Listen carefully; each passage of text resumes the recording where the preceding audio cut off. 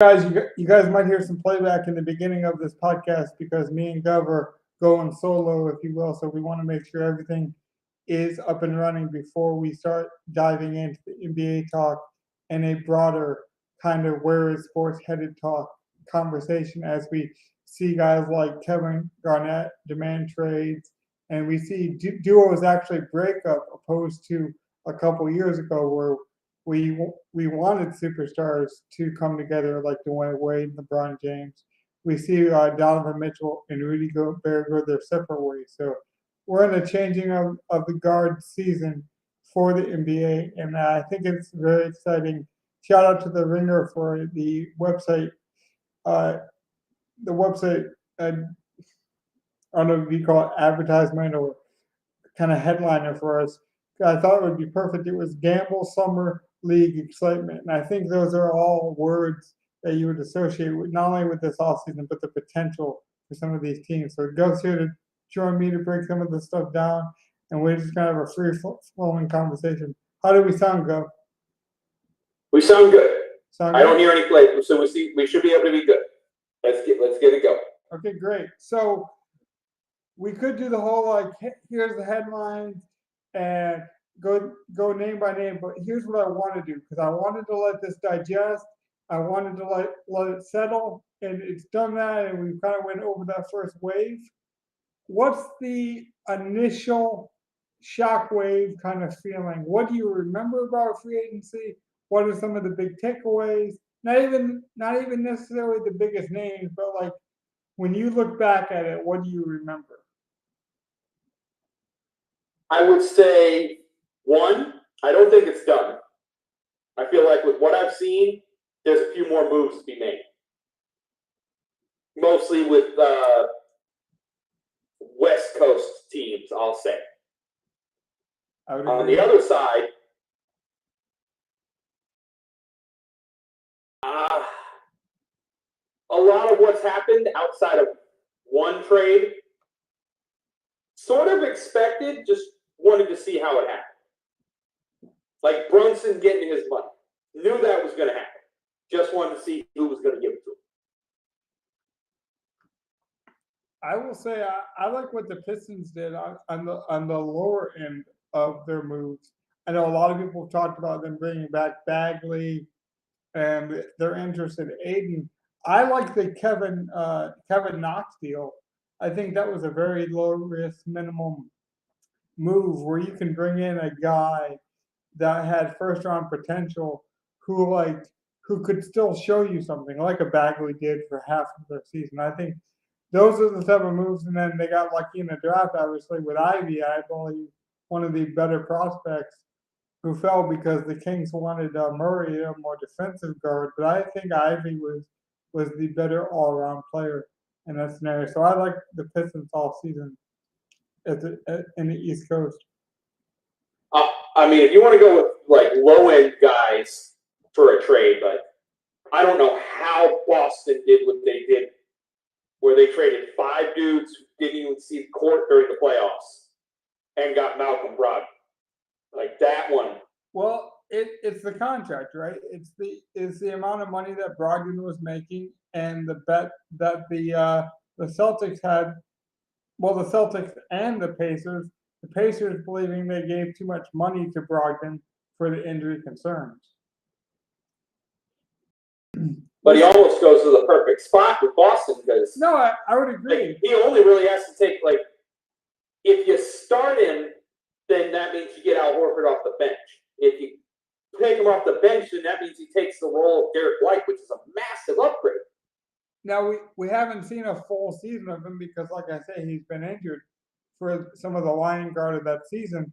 Right, which is why I think it's better off to like have him, like maybe you crank it down or switch it at some point in the season, but I have him coming off the bench more than Al Horford. Well, especially in the East when you got to go up against Embiid, when you got Miami with Bam. We are talking about Malcolm Brogdon, right? Malcolm Brogdon, yeah. Yeah, the point guard. Yeah.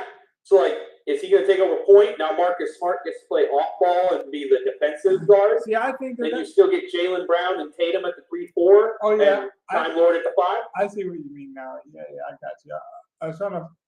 I wasn't sure if you were trying to invent some kind of Warriors lineup where you put Brogdon at the 3. I wasn't quite following you there for a second, but I got you. No, you get Jaylen Brown at the 3. Yeah. No, here's what I think. I think they're going to do a feel-out process like the Celtics like to do. I mean, we saw it last year.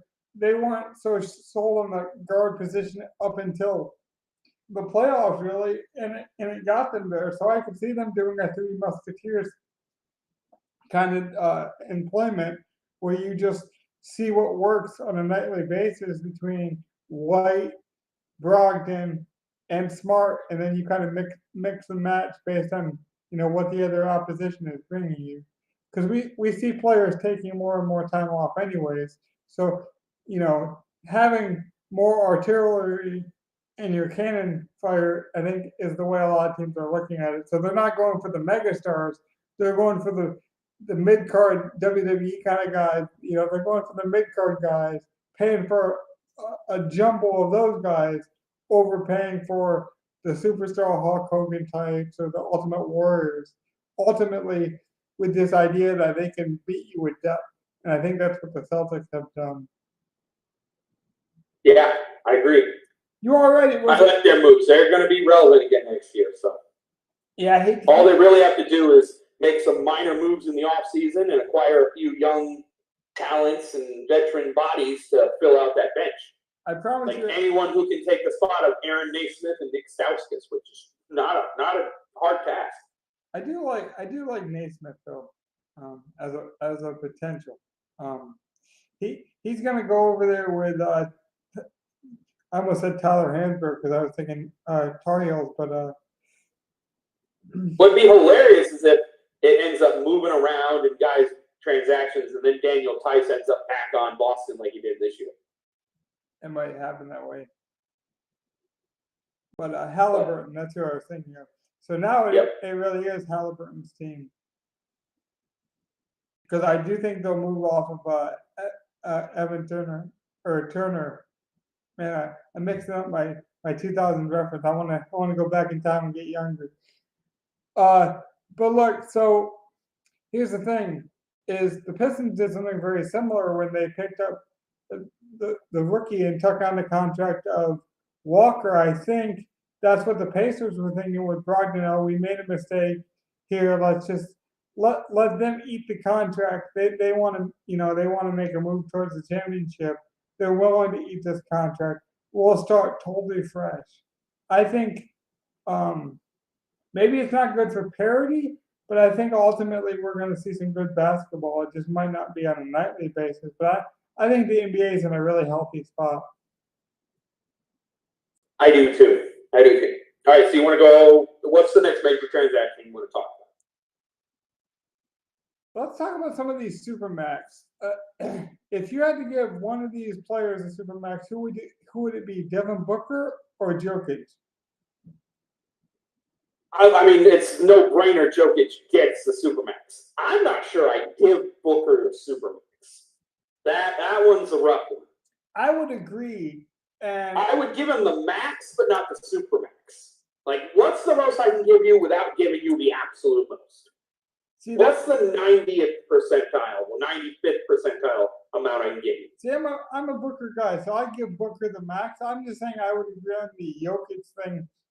I don't know why this guy is a 2-time MVP, and still people don't give this man the credit he deserves. I read today that some people thought I wouldn't give him the supermax because he's a big, and bigs kind of like Yao Ming, kind of these bigger guys that, longevity is not always on the big man's side.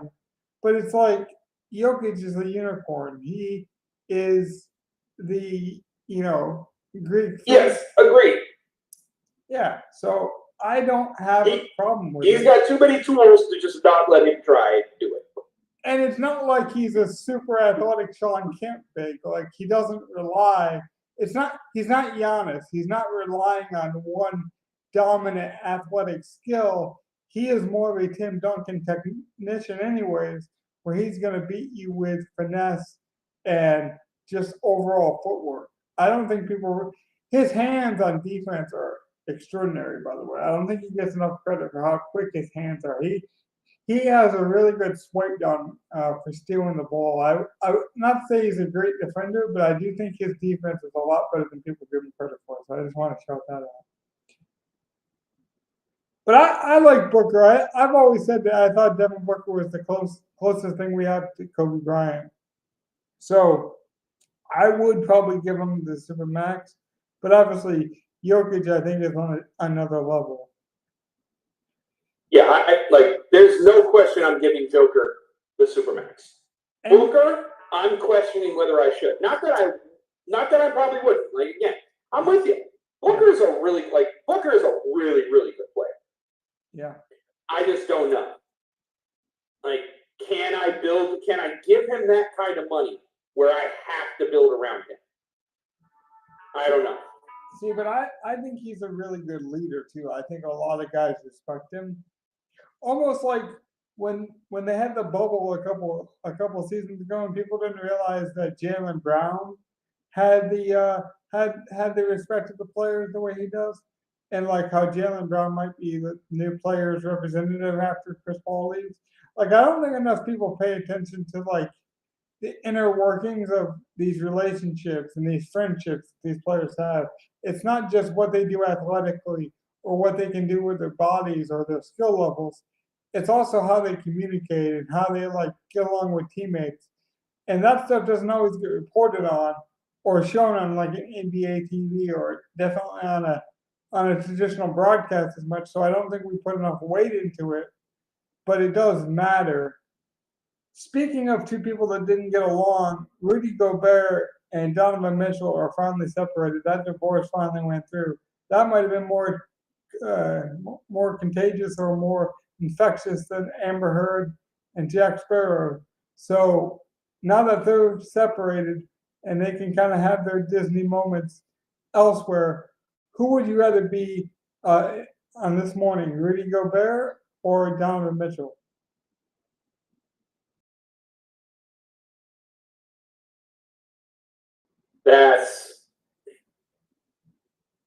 I'd probably be. I like that you pause so long too.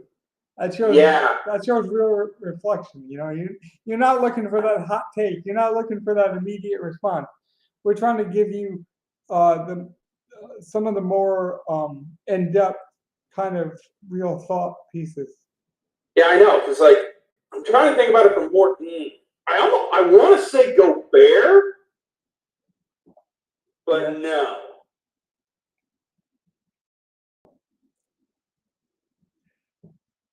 Okay. It might actually be Gobert. He's probably in the better spot for him. Well, don't give me a quick. All things said. Yeah, don't give me a quick answer. Let me dissect this for you. Let me take us under the knife. Let's go invasive here a bit. Mike told me a few days ago. Shout out to Mike who couldn't join us, who's probably at work right now, driving around, making some money. But he told me a couple days ago that he really thought it was a silly trick because he thought Rudy Gobert was limited offensively. I think Rudy Gobert is going to show an offensive potential that a lot of people don't realize he has. I think we could see a Shaq kind of moment where he's in like Orlando and he's really good, and then he goes over to the Timberwolves and becomes like an all-world great. I think he's an elite defender, and I think Rudy Gobert is a very good offensive player. I think he's a lot better than people realize. Not with him on like him being a better, like he is probably a better offensive player than people realize, but he is still highly limited offensively. I think him getting out of Utah as a personal thing is probably much better for him. I think the team he's going to is a much better contender than Utah, even in and of itself. We saw the. I'm not huge on the fit, but the deal he's gotten, the money he's getting paid, where he is now compared to where he was, I think he's in a better spot. he is in a better spot. I do too, but I like it from the team's perspective because I'll give you this analogy. I know a couple of years ago the Pelicans tried this with Anthony Davis and DeMarcus Cousins, and DeMarcus got hurt, but they actually made the playoffs and had a kind of surprising run. I think Towns, with his ability to shoot and stretch the floor, and the fact that, okay, if the Warriors could change basketball and Steph Curry could change basketball, and you could have two elite sniper shooters on the court at the same time, and we saw some real innovative stuff with the point forward and then Klay Thompson and Curry. I think these gentlemen here, Towns and Rudy Gobert, could be the prime example of two elite big guys working together and kind of like open the league's eyes to a new perspective on how to value the big guy. It's just that how they're deployed and if they buy in. But I actually like the fit a lot. And everyone's talking about the picks, but Gov, here's the thing about the NBA is you only start 5 guys. So we're not talking about the NBA, and there are so many bad contracts in the NBA that there's always a couple general managers that are willing to just give you draft picks to get these bad contracts off their team. So I feel like draft picks in the NBA are a lot easier to come by than any other sport. And then you start a lot less players. Like, what is the NBA or NFL? It's 22, right? Starters, where the NBA is only 5. So you don't need to replenish as many young guys as you would some of these other sports. So it does devalue the picks. And so all these people talking about first round picks, I like the for sure thing, because to be candid with the people, before we jumped on here, I was mentioning, I like it because for years, I know it's a different management, but he's got to be smiling. Kevin Garnett was the big ticket, was the big item, he literally was the big ticket for Minnesotians to go to that stadium. And they wouldn't give him anything. And so, like, I like all chips are in. You're going to have fun. You're going to get drunk tonight. You're going to get fat tonight. Like, if you're on a diet, you don't go to the Super Bowl party and eat, like, I don't know. It's just like one of the things, like, you got to meet your environment. So, like, if the Timberwolves had just traded for Rudy Gobert, I'd be like, that's interesting. But I think they're going to try to flip. They're going to try to flip D'Angelo Russell, or they're going to try to make another big move for maybe Irving, or they're going to put in some, another couple of veterans. Like, I think they're all in, and when you're all in, I like the moves. But you had you had a contrarian view, so I want you to make it. I want you to kind of present it because I think it was interesting. Well, so like on the Gobert thing, my personal thought is, I think they jumped the gun with what they saw in the playoffs this year, which Towns had a pretty solid playoffs. Edwards has a good play. Like, the whole team played really well in the playoffs. But I think what they saw in that playoff run when they were playing Memphis, where Steven Adams didn't even need to be on the court. Mm-hmm. It's like they thought that Towns could run a center off the court. So if they could just move Towns to the floor, it might open up their offense a whole bunch. And it very well could, because Towns is a very solid three-point shooter, surprisingly for his size. Very solid. Especially I don't think that's going to really work, because now basically what you've done is you've created what New Orleans is trying to do. You've created what the Lakers are trying to do, ideally, when Anthony Davis is not playing center and is the power forward. Yeah. Like, that's all well and good, but I don't know if that does much. I don't like putting Cat at the 4 doesn't help you beat Golden State. Doesn't help you beat, like, what? It might help you beat Phoenix, but it doesn't help you beat Golden State. But you can always. We just showed that you kind of have to do that to keep up with Memphis. So, like, if you're going to play Memphis and Dallas and Golden State that don't really have a center, where you don't really really need a Gobert, and you need Cat to play as like a big four, which is what you are essentially wanting him to play as with Gobert. Like, I get why it would work with Gobert, but I don't think that's enough in the West. Well, that's going to happen sometimes, but let's talk about this possibility. Like, let's talk about the staggering possibility of you stagger the two big men. Not a lot of people have big men to begin with, and you have two of the more elite, underrated defenders. But I still think Rudy Gobert. Maybe Cat has like a Giannis-like workload where they stagger him. He comes out early. Yeah, I mean, but I do think the two of them can work together. Because now Gobert is essentially Portis and Brook Lopez, and now you're playing it like Milwaukee. That could work. I mean, but now you're putting a lot. You're still putting a lot on Cat. Well, it's like the Lakers. And I'm not a huge Cat guy. I'm not a huge Cat guy either, but I do think he's talented. Now, what's funny about Cat is just his development into the league. You know, he only shot like, I want to say like 43s in his college, in his first year in college, and then he just like kept showing more and more range because apparently Calipari just didn't want him to shoot. And so I think that's a big part of it. But also, you mentioned like they won't be able to do this because, there's so many shooters. Those shooters are still going to have to guard Rudy Gobert, and they're going to have to guard Towns. And so, yeah, it might be a styles make fight thing. But what if this is the reimagining of the big men again? What if they create the matchup nightmare?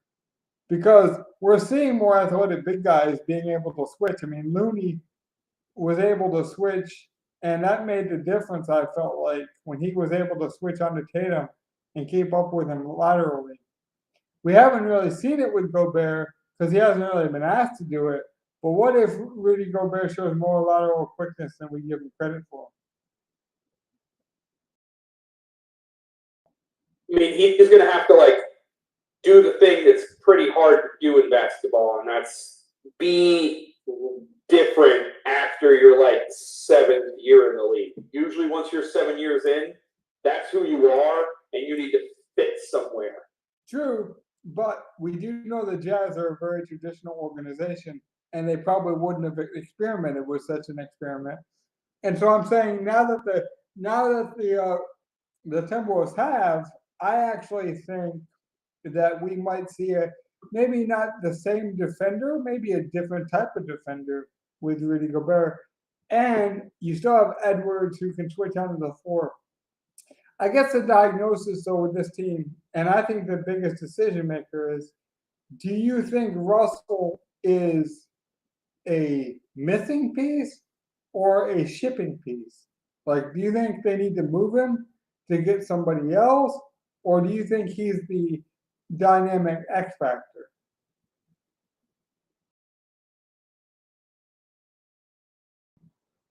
No, he's the X factor. I think so too. I think so too.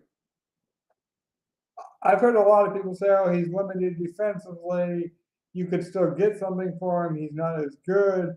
I think it's just going to open it up for him even more.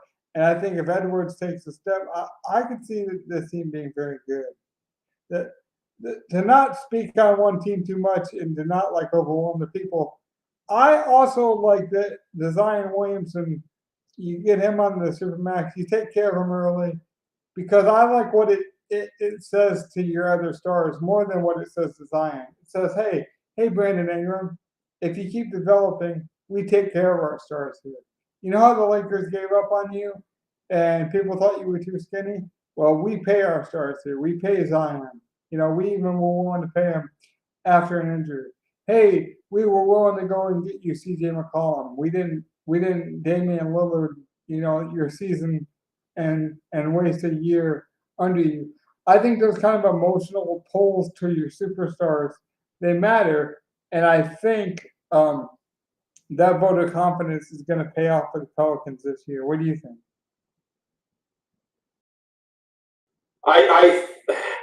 I'm not a huge Zion guy, but I do think it will pay off. I think if whatever they're planning on getting, they're going to get. I don't know how much I don't know what the ceiling of this is actually going to be. I kind of am interested to see it. Yeah. But yeah. Well, that's why I wanted to attack it from that angle, because I could be like, I could do the mainstream. What do you think Zion needs for this team now that he's healthy? Coming up next at 5 o'clock. But I almost want to take you under the hood of what a general manager thinks. And to me, it's like, it's not so much about Zion. You're sending a message to your whole team. Hey, if you stay committed and you have the talent and we believe in you, no matter what happens, we're going to keep this core together. We're going to go out and get a CJ McCollum because we believe in Brandon Ingram. We're going to bring back Zion Williamson because we believe in talent, And I think that's where a team like the Lakers might fail. And it will be interesting to see what a team like the Celtics do when it comes to valuing Tatum and Brown. Like, I know a lot of people talk about Tatum, for example. I think Brown gets swept under the radar. And I think a team like the Heat, who also respect their superstars, I think that's also why you see them in a lot of trade rumors. Speaking of trade rumors, we held it off long enough. What do you think of the Kevin Garnett thing from just a different perspective than the mainstream would tell you? You mean Durant? Oh, yeah, Kevin Durant. I apologize. Good catch. I think this is Durant's ploy to force them to get rid of Kyrie. And I like the rumor of Kyrie for Westbrook. How many more years does Kevin Durant have, no matter where he goes, just as a basketball player? How many more years of elite play does Kevin Durant have? Barring injury, he's got 5. 5 elite years. I'll call it. I'll call it just like I called the Golden State in 6. Barring injury, Durant has 5 years where he can be the best player on the court in any game, no matter who he's playing. Whether he's playing Golden State, whether he's playing the Lakers with LeBron, whether he's playing a healthy Kawhi, he can be the best player on the court in that entire series. Well, I've heard a lot of people. He's got about 5 years, barring injury. Well, Gov, I could do this, and we can do this if you have a take on it. I could say, would you trade him for Scotty Barnes? Would you trade him for Anthony Davis? 2 polar opposite trades where one, you trade him for youth and Scotty Barnes and you build, and then one, you're kind of trading superstars. Obviously, there'd be more picks and stuff involved in the Anthony one as well, but like, you could do that, but see, and right off the bat, I'd say I don't know what picks or other players you'd have to give me. I wouldn't want the Anthony Davis trade, but I would need another top end pick or player to go with Scotty Barnes. Right. So those conversations are harder. So asking you what you think you have left in Kevin Durant makes more sense. So let me ask you this. If you're Kevin Durant, what are you looking for an organization? Let's try to reverse engineer this, and then based on your responses, we'll piece it together and see what team that fits. Well, what is Durant? Well, if I'm trying to psycho-engineer it, what does Durant want? Durant clearly wants a team that he can go to. Yeah. That has a high championship probability. Yeah. And he does not have to step in to being he can be the number 1 guy on the team, but the team is good enough around him where he doesn't have to take over everything at all times. Okay, so let's workshop this now. You picked up your brief. So we need a championship contender that has at least one other top-end player that can run that team. One other alpha. Does he have to be the alpha, though? Well, I mean, he's good enough where he can be. I think he's proven with what he did in Golden State where he doesn't have to be. He actually wants to go to a team where there's a Steph or someone who can, Technically, there were two alphas because there was Steph, the MVP, Yeah. and then there was the Warrior system Mhm. of threes and defense, and that like those two things could win a title anyway. Then you're just adding Durant to it. So we need to find a team that has two things that can win a title already on that team, and Apparently, then just add Durant to it. apparently, I think I just had one thought out there. the rumor is that this trade will already be done, but there's some kind of weird age draft stipulation loophole that they got to work around, and you can't have like two supermax that were drafted within a certain like a myriad of each other. So the Heat want to give the Nets Bam Adebayo and a bunch of picks and some young assets, but they have Ben Simmons, and I guess because of their age and model where they were drafted, they can't play on the same team because of their contracts and because they're considered like franchise players or something like that. That's at least what I heard today. Both of them would have the qualifications to reach a supermax, and you can't have two guys on your team get a supermax. Correct. So they're trying to not get into that situation where, like, okay, if we do this and we're good, we might lose both guys. Well, there's actually a league rule against it, though. There's like litigation alongside it as well. Go. I don't know exactly the terminology, but it has something to do with their age and when they were drafted, opposed to the contract they were given. And No, no. so, Hold on. I believe it was something that had to do with the early Nets when they were just like buying players, and then they have all this contract room and they're eating luxury tax every year, but the guy didn't care. And so to try to curb that, and then the Lakers trying to do that too at the same time, it's like, okay, let's try to curb that by putting these restrictions in place. So like now you can't get two young guys from the same year come together and give them all these supermax. It's almost like an big three trust sort of thing. Yeah, it's almost like an antitrust law. So let's get back to the if you're Durant conversation, because like I could throw out these magical trades that some of these people have done. What do you think about Jaren Jackson and this and that? But like realistically, when we open up DraftKings Week 1 NBA season, where's Kevin Durant if you were Kevin Durant in his mindset? And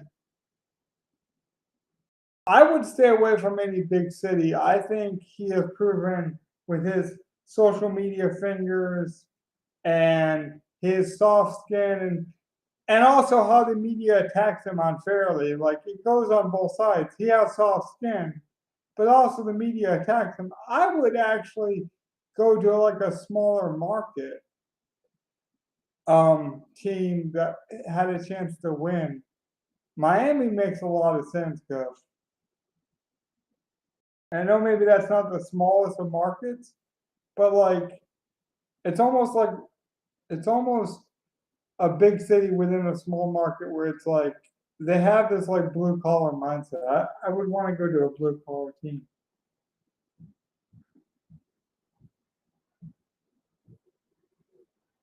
I don't know about that. Like he did that all the time in OKC, and then seems like he's been his happiest when he's like in the bigger spots. Like it's not LA, but like Golden State, San Francisco is not a small city. No, I think that's why he went to the Nets. He could have definitely went to other teams that were in better spots when he left Golden State. I think he even wanted to go to New York for a while, whether it was the Knicks or the Nets. I honestly think, like, I would not be surprised if he's the one that's still in Brooklyn. If you have Durant, Simmons, and then you move Kyrie, like, I love the trade I was talking about with some friends of mine at work. Crazy, but could work. Like, how crazy would it be to flip Kyrie for Westbrook? And so now you have the old OKC team with Westbrook and Durant. and you add Ben Simmons to that as the new Harden. And that's your Brooklyn team. And then on the other side, you have Kyrie and LeBron with AD instead of Kevin Love as the Lakers. I said this a couple of days ago that I think Ben Simmons might be the best free agent out there on the market this offseason. And I said that tongue in cheek because I know he's not technically a free agent, but he's mentioned in all these trades, and we haven't seen him in so long. We don't really know what he is. So like he's kind of like this new fresh market fish that like, what if he's really taking the time to like, we see this a lot in fighting, Gov. You see a lot of fighters take an extra year off after they get knocked out, or they'll go through a bad injury. And sometimes they'll take a year off and they'll come back really rejuvenated, and they'll show you a different side of him, and you're like, whoa, I didn't know he had that potential. I don't think we talk about his inefficiency, Simmons' inefficiency to shoot the ball and his offense so much. We don't talk about he is one of the best, most versatile defenders we have seen in this league, period. Like with his wingspan, I mean, he's a more polished version of Horton Tucker. I mean, he is like Horton Tucker's body, but actually like an all-star level player. And I think people forgot about just like the impact he can have. Just because he's not the total package, I think we forgot. I think he's a I would agree with that. I think he's a real piece in this trade, and that's why I think that the team that gets rid of Durant or doesn't take Durant might be in the best spot. I think Durant might be a bit of a trap for a team because yes, he's talented, but we're talking about a guy who's in his upper 30s who had major injuries to himself not that long ago, and the only makeup mentally we've seen him have success with is with the championship team, which limits your mental, like trust. Okay, this guy can lead us. Not to say he's not a good scorer, he's not an all-star level player, he is. But it's like, I don't know if I want to give the farm for a guy who's coming off of injuries, who's in his upper 30s, who doesn't have the body type that I think is going to age all that well as a defender. I don't know if I like the move for any team if I was trading for him. Because you said it that you think there's a 5-year window. I think there's a 3-year window. I can see that. And that's the low end, but I would give him the high end. And so if there's a 3-year window, and it has to be a championship team, he wants to go to a veteran team with leadership, right? And then you have to have stars on that team as well. Who are we looking at? The Celtics, the Heat. I do think Memphis is a good crazy one, actually. As long as you had Ja and you had most of the core, I think you have to keep Jaren Jackson in there. I think if you have Ja, Jackson, and then one of those other guards, and then you just were to put, even if you got rid of Steven Adams and had to find bigs to just throw in, I think if you put Durant on that, that's a solid team. But that's probably the low end. Jaren Jackson's coming off a major injury, right? Mm-hmm. What exactly happened? Just to inform the people, it was a leg injury, correct? Oh, I don't have the details on it. I believe it was an off-season leg injury that just happened a few days ago. Major leg injury. That's all I'm comfortable reporting. I've heard ACL. I've heard MCL. I do know it's a major leg injury, and so that's what I'm comfortable sharing on the podcast right now. So I don't want to speak out of turn, but they do think he won't be back until Christmas. I did hear that. It does look like it's a stress fracture in his foot, which is also not great. A stress fracture. Okay. That's what. Yeah. I wasn't sure if it was MCL. I just knew it was leg. It looks like it's his foot, not his knee or any ligament damage.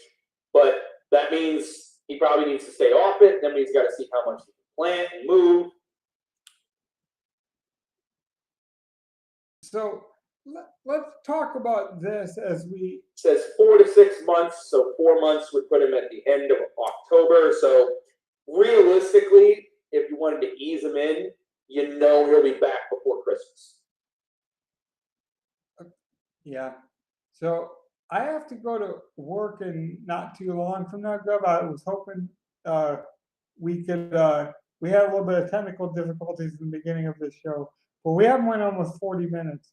But I did want to speak about at some point, especially in the NBA, but in golf and NFL with the Sunday ticket coming up, and some of these like the Big Ten having the Pac-12 influence and UCLA and the Trojans moving over to the Big Ten, and just like this realignment and this like some people think it's bad, some people think it's exciting, some people think it's only good for gambling.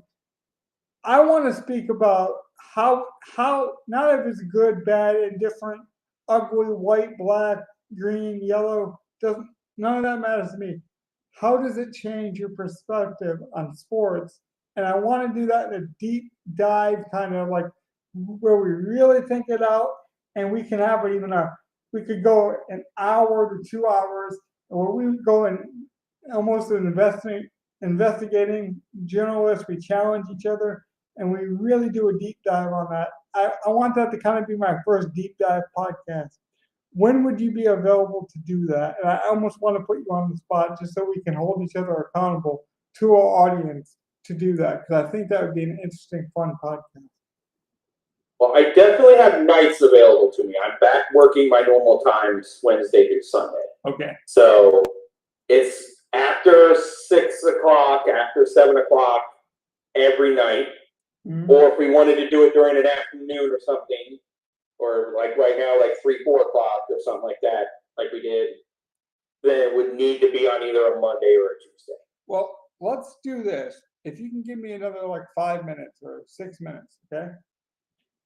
I want to ask the people, I don't care if there's 2 people watching, 3 people watching, whoever comments in this video, what do you guys enjoy seeing and what do you want to see more of? Because we did a lot of the live content. Sports is winding down now. But I wanted to ask Gov, what is he looking forward to doing now that we can pretty much the thing that I always got about these new podcasts is like you can bring on your friends and you can do whatever you want in the early days because you're not beholden to sponsorships yet, or you're not beholden to this idea. We can kind of make it our own. And it's always kind of been a free flowing conversation for me. But in the circus of that, you got to have some structure. Go, what's some of the more structured pieces that you want to attack in the offseason? I told you I wanted to look at it from a more marketing kind of reporting standpoint. Like, how does gambling and reporting kind of blend? Does Adam Scheffler or Wojnarowski or Colin Cowherd become like these big gambling kind of voices? Does Stephen A. Smith sign with a big casino? Like people act like this stuff isn't possible, but these casinos have a lot of money. Trey Wingo recently signed a huge deal with one of the casino companies. I can't remember which one. I was about to say, like, this has been coming around for years. Like, I don't remember, like, personally, but I remember hearing stories back in the day. I remember watching the 30/30 documentary of when the actual just normal news that was on the start of the day had, Jimmy the Greek giving you all the sports stuff, all the lines, all of his stuff. Right. Before the football games or before they're all, like, we're talking about any of the games, talk about any sport. Like, this has been around. It just somehow became taboo for a while. And yeah, I'm glad most, like, states are at least putting it on the ballot to make a new decision on it. But that's where we're at. Yeah. Well, Brent Musburger and Al Michaels would give you a wink, wink, nod, nod kind of taboo, feeling, and now we can be chimpanzees. So now we got to figure out what trees we want to swing from. So what's some of the big 30 for 30 kind of like big doc series that you would like to do on this podcast? Because I kind of think that's the future. It's like we come on here and we have like one topic and we do a deep dive. So I do think that's like some of the stuff that the mainstream media can't hit because of commercial breaks and because of like they're afraid to say certain things. So I would like to do some like deep dive investigating in the off season for any of the sports or any topic, even even video games and how like microtransactions have changed how we view sports. I mean, that could be interesting as well. Well, I'd have to give a thought on that. Yeah, that's what I'm saying. I want our audience to give us some thought. What topics? I want you to give us some thought, and I wanted to leave the people with that in the last 5 minutes. But one of the things I want to definitely talk about is how reporting and broadcasting is going to change because of gambling. I mean, we saw it with the Peyton Manning boys, you know, with their simulcast. I mean, they didn't. It wasn't just like an ESPN Plus thing. They were on ESPN2 while the game was going on, showing the same game. ESPN was literally showing the same game at the same time, like it was the State of the Union. Because we've never seen that before. They literally treated Monday Night Football like the State of the Union. That was groundbreaking in a way that I don't think gets enough credit. And so these are the type of things I'd like to deep dive. You know, Adam Scheffler signed back with ESPN, but what if he decided to go with a BetMGM or a DraftKings? Like, that would be huge. That's what I'm saying. That's coming, dude. That where Wojnarowski is going to say, ESPN, I don't want to deal with you. I'm going to go to FanDuel, and you think I was tipping off the draft before? You just wait. Now FanDuel is going to be the place people go, not only to make their prop bets on the draft, you know, but and we could definitely deep dive into that because I do think like some of what allows these guys like Scheffler and Woj to do what they're doing is because they work for ESPN and have the access that ESPN has. I don't think they get like, to be honest, if Schefter's not working for ESPN and he's working for DraftKings, he's not getting let into a practice building in any team for any league in any sport. Well, I'll give you some names I know you respect in the gambling and DFS community that I think are even better than Scheffler in some aspects. Is Evan Silva. I would hire that man if I ran any sort of sports, or if I had any interest in sports gambling or DFS. I would hire Leone, Evan Silva, you know, Adam Levitan. I would hire a lot of these guys. Pete Overzet. I think that's the way it's going. The Pat Mayos of the world, over giving. You might give one of those mainstream guys the money, but then build the good DFS community around them. You know, pair like an Al Zeidenfeld with a Chris Mannix. You know, a Chris Bouchard type character, because a guy like Al Zeidenfeld, who we know from the DFS community, he already knows our community. He knows gambling. You know, he's not going to talk about it like he's an alien or like he's a mainstream guy, because he's been a poker player. He's been in the streets, and so you almost need that familiarity to pull us in, because we're sick of this like terrestrial kind of mindset. And so, but then you pull in a mainstream guy, and that garners the attention of an ABC, and you know, NBC, a CBS, and then you pair it with a DFS guy who's made his money on YouTube or got popular in these kind of streets, and then you got real magic. I think that's the future. I don't know about that. Like that's a very niche future. I know how many people, like, realistically, not trying to spill beans, but like the people in Al's Discord, the people in the Deposit Kingdom Discord that follow Overzet and that, like, you're talking like less than 5,000 people. Well, I know that, but all the people who follow all the people you literally just said that you would want to like pair together. Yeah. That's not 100,000 people. That's not 1% of anything. Well, in no, this country. no, I agree with that's that. really, really niche to think that that's going to take over. Like, more likely, it's going to be what ESPN's been trying to do. Can we pair a good talking analyst who might not even know anything about the sport. He might just be a good right. What's the good? Like A guy who has a good name in the sport and has a good voice, like your Troy Aikmans and stuff like that. right. I don't think Aikman's a good reporter. I think he has a name and he has a solid voice. Yeah. But I don't think he's a good analyst or a good color guy. So you think he gets that? They're going to try to put someone like that with someone funny and charismatic. That's why you tried to do what Al Michaels and Dennis Leary or whatever it was, or Dennis Miller. I'm sorry. Right. That's what they're going to keep trying to do. That's why you do a groom in that. You need an off-color guy who can give you a little bit of humor, and you need a dude who's got a really good voice, and only one of them really needs to know anything about the game. And that works towards the mainstream. And that's what they're going to have. Yeah. And I don't see a niche like an Overzet or like an Al and Alan Woj or something like that. I don't see that.